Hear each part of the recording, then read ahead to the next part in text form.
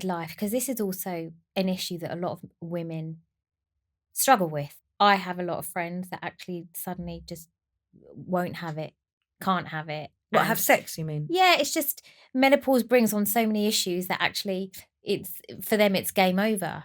And actually that then has a knock-on effect on their marriages and relationships, etc., etc. But it's such an important part of well-being as a whole for a human being, isn't it? Yeah, of course. It's important. It's an important part of a relationship.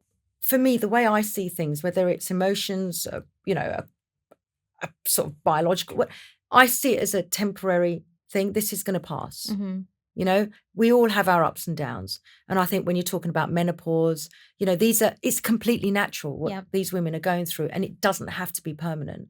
It isn't permanent. No. But I think once you get into a relationship where there is no sex and it's become 6 months, then it's a year, then it's a year and a half, you're getting into a pattern then, and that's dangerous territory. And that's when you need to seek help or instigate the sex, whatever it is. Yeah.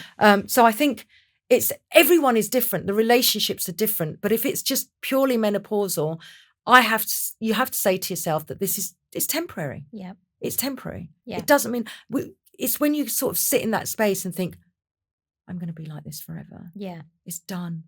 It's over. Mm. I don't really want it and I don't fancy it. No. You're going to convince yourself that's the truth, and that's how you're going to stay. And I think we're definitely in a day and age now where people are talking about it more. There's so much support out there.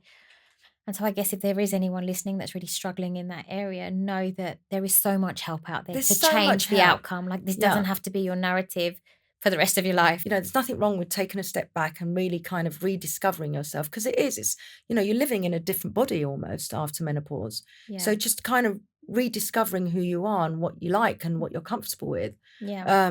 And I think that's, and building your confidence in that area. I think that's really important. It's really important for women. We give birth. We just, we go through so much. I was just thinking, from an early age. So many changes. The time your period starts to then and for many women carrying a baby, and then the whole labour, and then after that, and then menopause kicks in. Yeah, I would just sort of take that time out for myself and really figure out what I'm going through, understand it's not permanent, and try and, rectify it that way. Yeah. But it's not, what they're feeling is not unnatural. No. You're not the only one.